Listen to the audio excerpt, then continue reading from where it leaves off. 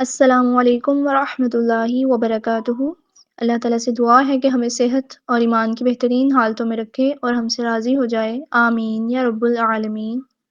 اعوذ باللہ من الشیطان الرجیم، بسم اللہ الرحمن الرحیم۔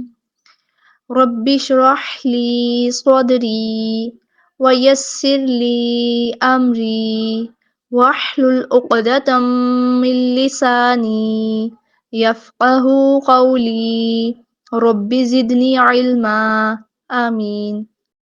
آج کا ہمارا ٹاپک ہے اصول مخارج۔ ہم اس ٹاپک میں پڑھیں گے کہ مخارج کسے کہتے ہیں، مخرج کیا ہے، اصول مخارج کتنے ہیں اور کون کون سے ہیں۔ اس کے علاوہ ہم دیکھیں گے مخارج کی کتنی قسمیں ہیں، تو یہ سب ہم آج کے ٹاپک میں پڑھیں گے انشاءاللہ۔ تو چلیں ہم شروع کرتے ہیں۔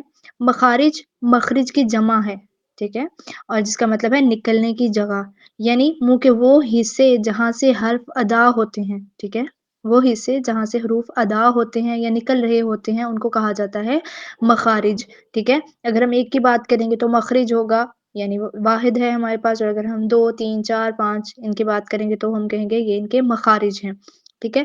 اب ہم دیکھتے ہیں کہ اصول مخارج کتنے ہیں، ٹھیک ہے۔ اصول مخارج 5 ہیں، یعنی 5 حصوں سے الف سے لے کر یا تک حروف ادا ہوتے ہیں، ٹھیک ہے۔ 5 حصے ایسے ہیں جہاں سے الف سے لے کر یا تک حروف ادا ہوتے ہیں، پھر ہر حرف کا الگ ایک اسپیسیفک ایریا ہے، وہاں سے وہ ادا ہوتا ہے، یہ سب ہم انشاءاللہ پڑھیں گے۔ پھر ہم دیکھ لیتے ہیں کہ کون کون سے 5 حصے ہیں، یہ کون کون سے 5 اصول مخارج ہیں۔ تو سب سے پہلے ہمارے پاس آ جاتا ہے جوف دہن، پھر ہمارے پاس ہے حلق، پھر ہمارے پاس ہے لسان، پھر ہمارے پاس ہے شفتین، پھر ہمارے پاس ہے خیشوم، ٹھیک ہے۔ اب اگر ہم جوف دہن کی بات کریں تو اس میں ہمارے پاس جوف دہن کہا جاتا ہے منہ کے خالی حصے کو، ٹھیک ہے، جو خلا ہوتا ہے، جو ہمارے منہ کا ایمپٹی اسپیس ہوتا ہے اس کو جوف دہن کہا جاتا ہے، ٹھیک ہے۔ اور جو حروف یہاں سے ادا ہوتے ہیں ان کو حروف ہوائیہ، حروف مدہ یا پھر حروف جوفیہ بھی کہا جاتا ہے۔ اب ہم دیکھتے ہیں حلق کو، اسکرین پہ آپ کو حلق شو ہو رہا ہوگا، ٹھیک ہے۔ یہاں سے بھی حروف ادا ہوں گے، اسپیسیفک حروف ہوں گے، اسپیسیفک جگہ ہوں گے، ہم سب انشاءاللہ آگے چل کے پڑھیں گے۔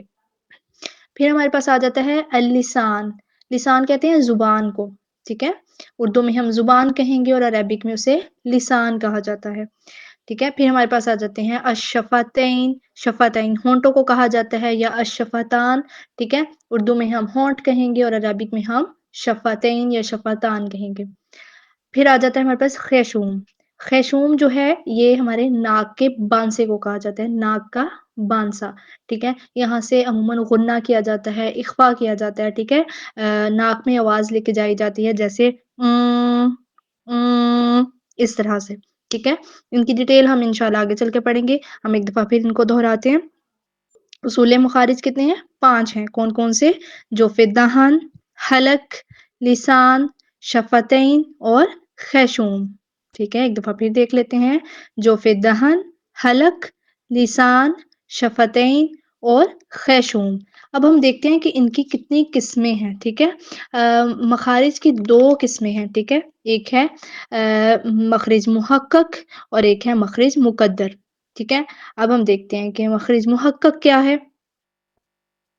جب گلے، زبان اور ہونٹوں سے ان حصوں سے اسپیسیفک جگہوں سے حروف ادا ہوں گے نا، اسپیسیفک جگہوں سے، یعنی جگہ معین ہوگی ان کی، تو وہاں سے محقق حروف ادا ہوں گے، ٹھیک ہے، انہیں محقق کہا جاتا ہے۔ ایک دفعہ پھر رپیٹ کرتے ہیں کہ جب حلق، زبان اور ہونٹوں سے ان حصوں سے جب کسی معین جگہ پر آواز آتی ہے نا، معین جگہ پر آواز ٹکتی ہے تو اسے کہا جاتا ہے محقق، ٹھیک ہے۔ پھر اگر سننے میں آپ لوگوں کو مشکل لگ رہا ہوگا لیکن ہم اس کو ایک دفعہ پھر رپیٹ کرتے ہیں، آپ کو آسانی کے ساتھ ایک دفعہ پھر بتاتی ہوں کہ وہ حروف جو حلق، زبان اور ہونٹوں سے ادا ہوں گے نا، اسپیسیفک ایریا سے इनके حلق کے स्पेसिफिक ایریا، زبان کے स्पेसिफिक ایریا اور ہونٹوں کے स्पेसिفک ایریا سے ادا ہوں گے تو ان کو وہ کیا کہا جاتا ہے؟ محقق۔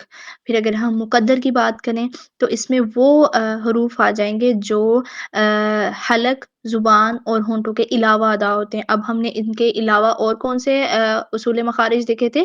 جوف دہن دیکھا تھا اور خیشوم دیکھا تھا، یعنی جو حروف جوف دہن اور خیشوم سے ادا ہونے والے ہوں گے، یعنی وہاں آواز جائے گی ان کے کسی بھی حصے میں، تو وہ کیا ہوں گے؟ مقدر ہوں گے، ٹھیک ہے۔ جو جوف دہن اور خیشوم ہوتا ہے نا، ان میں آواز کی کوئی اسپیسیفک جگہ نہیں ہوتی، ٹھیک ہے۔ تو یہ کہیں سے بھی وہاں، لیکن ہونا کیا ہے؟ جوف دہن ہونا چاہیے، یعنی منہ کا جیسے ہم نے پڑھا خالی حصہ وہاں سے، اور ناک کے بانسے سے، تو یہ کیا ہے؟ یہ مخرج مقدر ہے، ٹھیک ہے۔ تو آج کے لیے اتنا ہی، اگلے سبق تک کے لیے ہمیں دیجیے اجازت۔ دعا پڑھتے ہیں ہم۔ ربنا تقبل منا انك انت السميع العليم وتب علينا انك انت التواب الرحيم۔ السلام علیکم ورحمۃ اللہ وبرکاتہ۔